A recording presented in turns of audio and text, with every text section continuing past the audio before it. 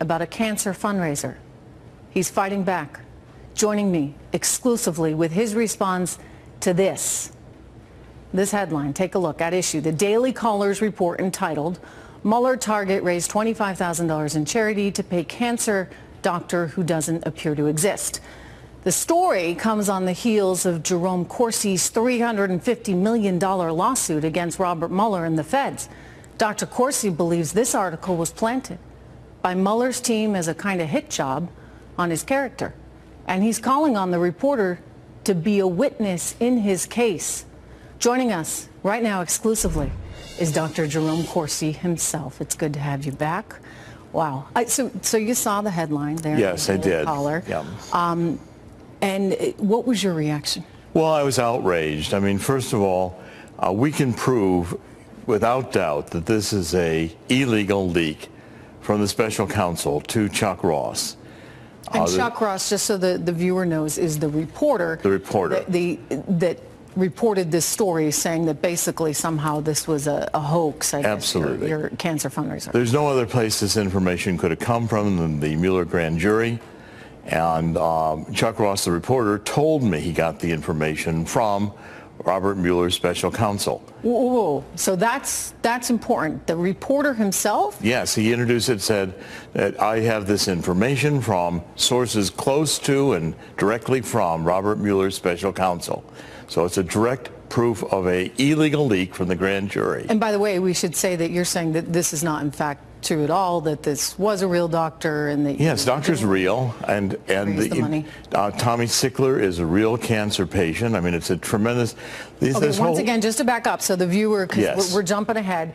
Yes. So tell us all of it from the well, yes, okay. And Corsi Nation took on the case to raise $25,000 for Tommy Sickler, who was a cancer patient. The doctor is an Israeli doctor. An oncologist. Tommy Sickler, I believe we have a picture of him. We'll just show the viewer who he is. And a picture with me in it, so you can document that Tommy Sickler and I know each other, and I've investigated this case.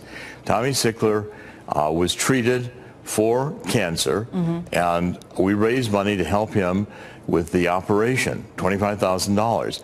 I know the doctor. In fact, the doctor is real. The doctor exists. He's an Israeli oncologist and surgeon. In fact, you know, my whole family gets... They say, though, they couldn't find him. That well, they tried and tried, and they couldn't find him. That's Mueller's problem. I can find him. That's Mueller's problem. You know, the reporter's saying he couldn't find him either. Well, that's great. They're not very good at this, I guess. You know, but in fact, the doctor exists. In fact, they can go directly to me. They bring my family into this all the time, cancer patients in my family. And I find this whole attempt to slur me, which comes right out after I've just published the ebook. You know, so my attorney And let's go back, because it also happened after you were on this show. Don't forget, you were on the show the other night, and then what happened the next day? Precisely. The next day, this article begins to break, and my ebook also, we featured it on the show that my ebook was going to be available, and it's now on Amazon, Silent No More, inside story of what the horror story is of the Mueller witch hunt. And I'm sure Mueller is dropping this story to defame me and to damage my family. Because the thing is, if it actually were true, and I haven't looked into any of this. I just know that, you know, I've talked to you and you tell me it's not true. So if it's not true, why wouldn't the feds actually come after you for something like this? Why would they just try and do a hit job? Well, I mean, that's right. I mean, if I run I got not a penny. It was a GoFundMe account, Corsi Nation, on which I broadcasted and live streamed this case and promoted it. Tommy Sickler. I got not a penny. The direct money, all the money went directly to the GoFundMe account. That can be documented. And where did the money go to after that? Well, that's up to Tommy Sickler. The money went to Tommy to help him with this case.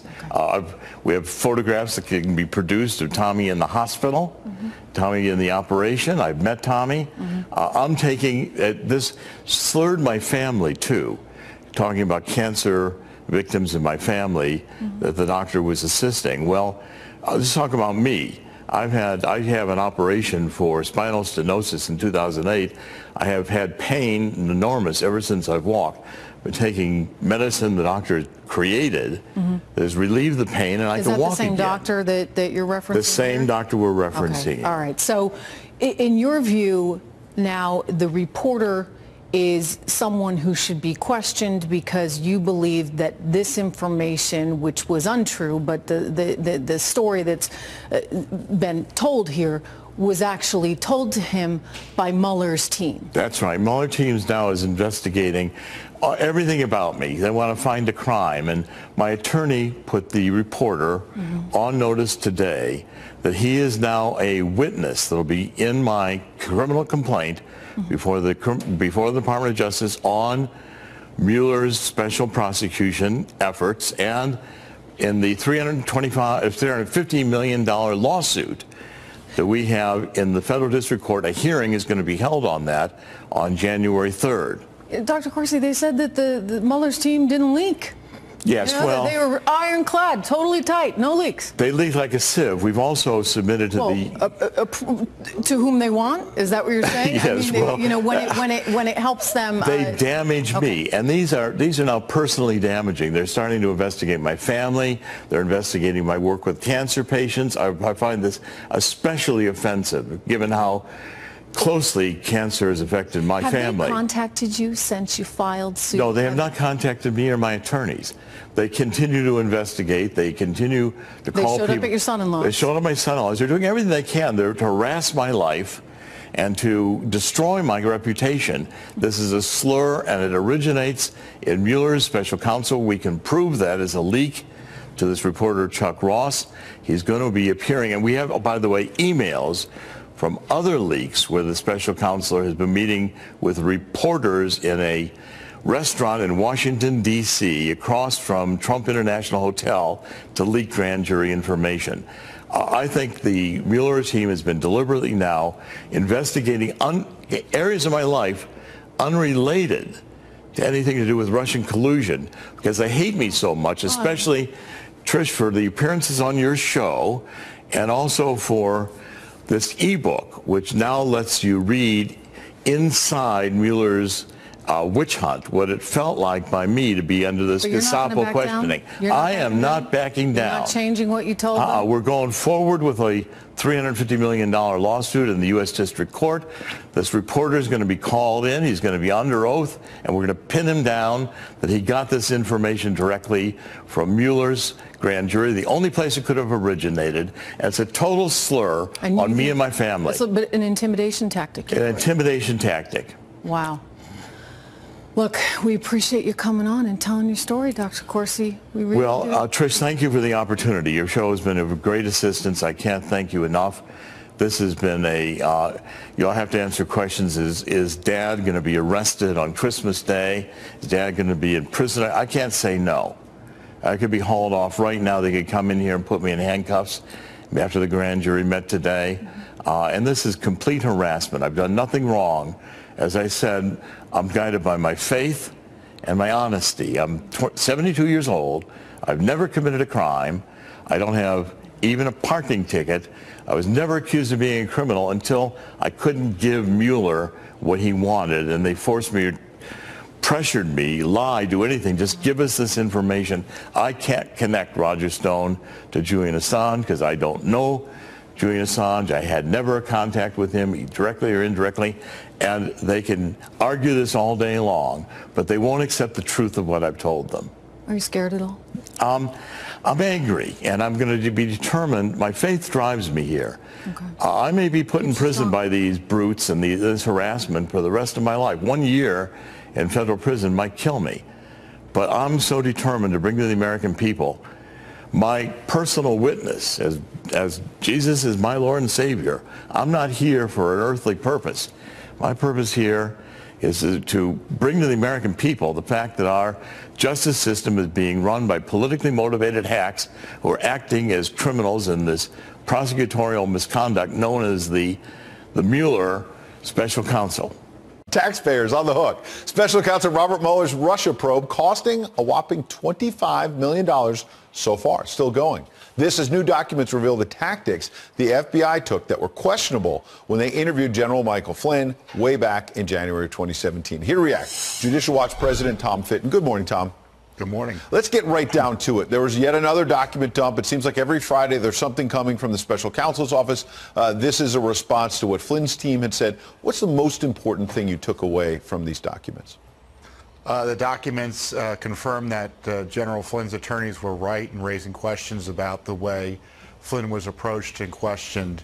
It confirms that the FBI agents, including Peter Strzok, didn't see any indications of lying by Flynn. In fact, they believed he was telling the truth, and that he believed he was telling the truth. And on top of that, you had Andrew McCabe, the corrupt number 2 of the FBI, who had been fired for lying since, call up Flynn and say, you know what, you don't want to involve White House counsel here because we're going to have to bring the Justice Department in, which was a bunch of malarkey. And the idea that he did this to the National Security Advisor is just unbelievable to me. And now we know whose idea was this? James Comey. Yeah, so you had this about corrupt duo of Comey and McCabe targeting Flynn for what?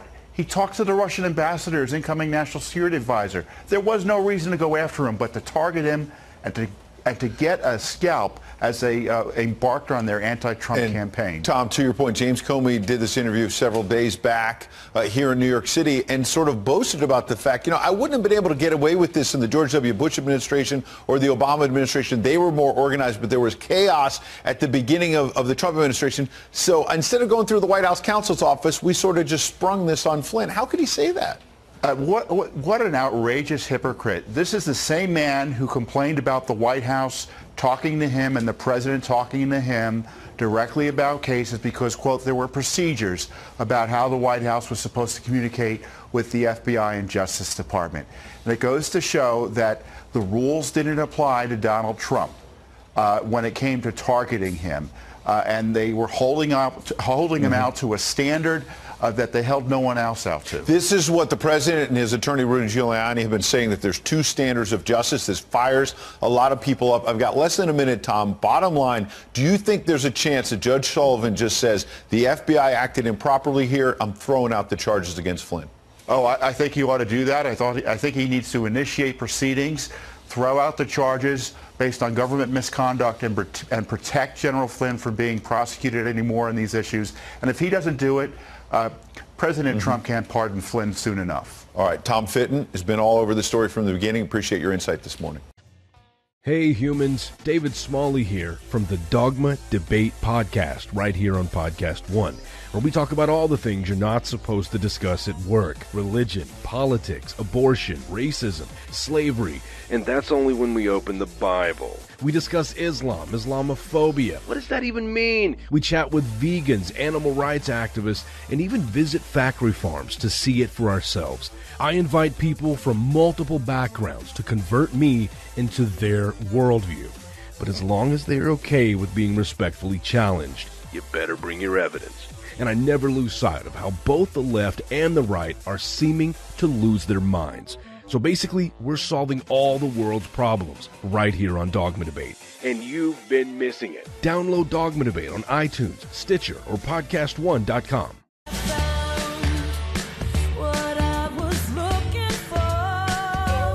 Back on the Laura Ingraham Show, Raymond Arroyo sitting in for the great lady, and we are privileged and delighted to be joined by Patrick J. Buchanan, presidential advisor, columnist, the mainstay on the McLaughlin Group, and so much more. Pat Buchanan, thank you for being here.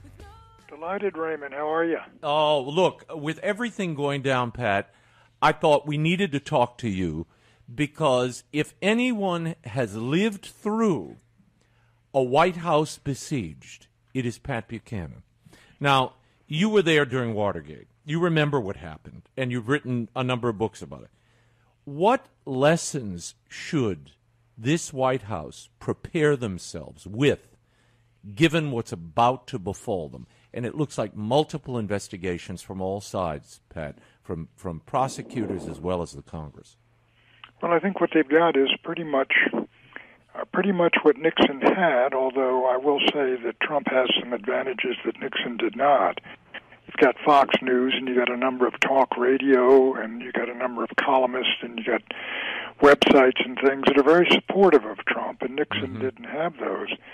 But I will say this, the president in for, I think, 2 years of uninterrupted hell in this city with the investigations and attacks on him constant, and people, when new information doesn't arrive in time, regurgitating again and again the old information, such as we're getting with the Stormy Daniels and Karen McDougal things right now. Mm-hmm.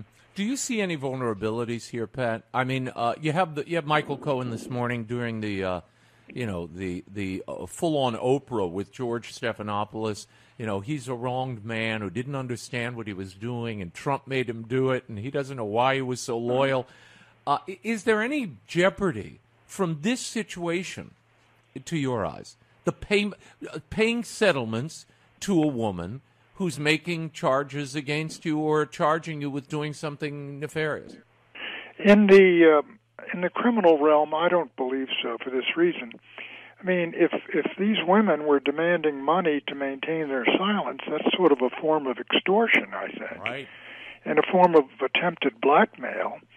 And if Trump has a perfect right to contribute all he wants to his campaign, if he had made a direct contribution, simply said, you know, let's make this go away and take the money out of my account, or pay the account and then take it out of my account, and reported it, he would be fine. I don't think the women issue, I think, does not rise to the level of impeachment, and I do think that the Democrats in the House would make a terrible mistake, because then we'd go back as we did in the Clinton era, digging up all the dirt on the Democrats and others who have girlfriends on the Hill. Mm-hmm. And don't they have a rainy day fund up there? Yes, we were just talking about it, Pat. In fact, and you've got Giuliani. That's an important fund to contribute to. Yeah. Well, this is quite a little story. In fact, CNN had something about this last month. Congress paid out $17 million in settlements, and we know so little about the money. You know, it's just floating around. But Giuliani, if you listen to Giuliani yesterday, he said, look, if the Congress wants to go down this path and try to indict the president on something like this, we know that 30 to 40 of them have made similar payments, and we're happy. They better get lawyered up, he said.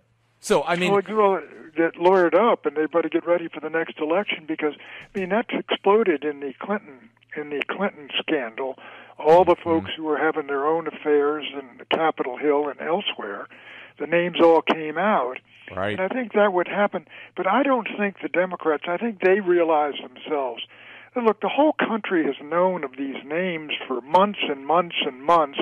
And the idea that you're going to get the country to rise up and say, we are outraged, and then try to impeach and convict the president on these items, I don't think that's going to happen.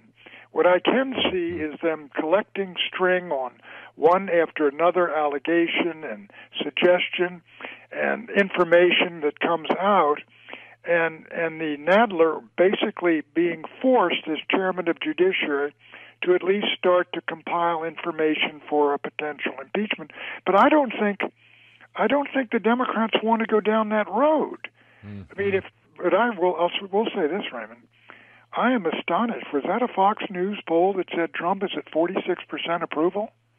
I believe it was. There are a number of them that are saying he's rising. And again, that is a testament to his results, Pat. This is, overwhelming the onslaught of negative media and the unrelenting attacks and pounding by Mueller and the Cohen and the leaks. Here it is, his job performance. It's Fox News, and it's 46%. You're right. Well, this is astonishing. Let me tell you, I was with Nixon, of course, in 1972 in the election. Nixon, after the first 4 years, won 49 states. And then he and the vice president had to resign in September of 73. You had the Saturday Night Massacre and all the rest of it. By August of 1974, which would be roughly 2 years into his second term, Nixon was down around 25%. It was forced to resign. He had lost the Senate. I mean, Trump has been under fire here since late in the campaign of 2016. And that he is at 46% with this suggests to me that the American people disbelieve the American establishment. Mm-hmm. They think that what is going on here is the establishment is attempting to bring down and break Trump, to remove him from office and put him in jail, because basically Trump crushed them in the election of 2016 in a huge surprise, stole power from him, and they're trying to discredit his victory and destroy him. And they see it as an us versus them battle. And our side's made mistakes, and their side is basically malevolently motivated. I think that's exactly why people are standing with Trump. It's not that they don't think Trump may have fooled around some point